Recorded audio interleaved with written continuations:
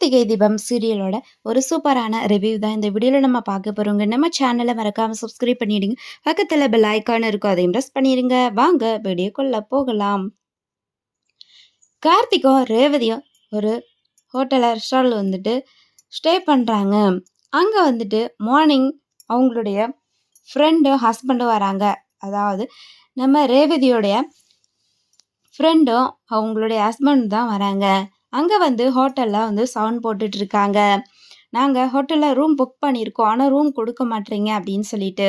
ஆனால் அந்த hotel manager பார்த்தீங்கன்னா, நீங்கள் உங்களுடைய டைம்குள்ளே வந்து உங்களுடைய டைமிங்க்கு நீங்கள் வரணும், ஆனால் அதுக்குள்ளே வந்துட்டீங்க அப்படின்னு சொல்கிறாங்க.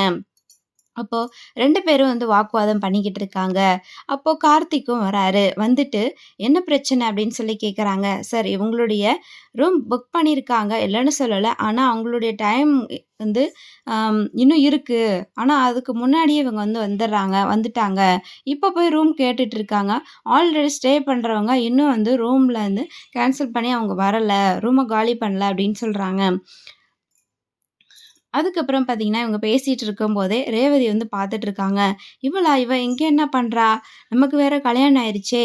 அ இவ கிட்ட நம்ம லவ் பண்ணி தான் கல்யாணம் பண்ணுவேன். அ நம்மளுடைய லவ் ஸ்டோரியெல்லாம் ஒரு நாளைக்கு வந்து சொல்லுவேன் உன்கிட்ட அப்படிங்கிற மாரிலாம் சொல்லி பில்டப் பண்ணி வச்சிருக்கோமே!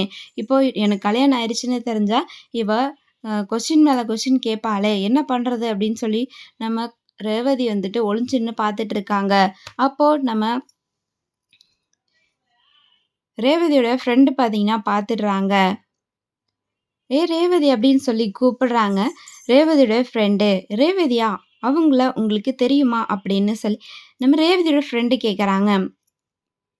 கார்த்திக் வந்து கேட்குறாரு, "அவங்கள உங்களுக்கு தெரியுமா?" அப்படின்னு. "ஆமாங்க. அவங்க என்னோட ஃப்ரெண்டு தான்" அப்படின்னு சொல்றாங்க.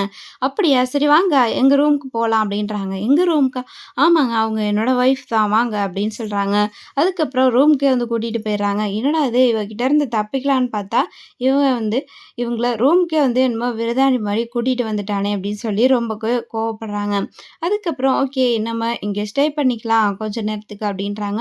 அதுக்கப்புறம் பார்த்தீங்கன்னா, ஓகே இப்போ நம்ம வெளியில போலாம். ரூம்லயே எப்படி அடைஞ்சு கிடக்குறது அப்படின்னு சொல்லிட்டு, ரெஸ்டாரண்ட் போய் சாப்பிட்டு ஜாலியா என்ஜாய் பண்ணிட்டு வரலாம் அப்படிங்கிறாங்க. அதுக்கப்புறம் பார்த்தீங்கன்னா, ஓகே உங்களுடைய லவ் ஸ்டோரி சொல்லுங்க. ரேவதி, நீ சொன்ன மாதிரியே ஒருத்தர லவ் பண்ணி தான் கல்யாணம் பண்ணியிருக்க. பார்க்க ரொம்பவே ஸ்மார்ட்டா இருக்காரு. உங்க பேர் என்ன அப்படின்றாங்க. ராஜா அப்படிங்கிறாரு கார்த்திக்கும். ஓகே ரேவதி, உனக்கு ஏத்த ராணிக்கு ஏத்த மாதிரியான ராஜாவ தான் பிடிச்சிருக்கு அப்படின்னு சொல்லிட்டு, அவங்களுடைய ஃப்ரெண்ட் வந்து ரொம்பவே பொறாமப்படுறாங்க.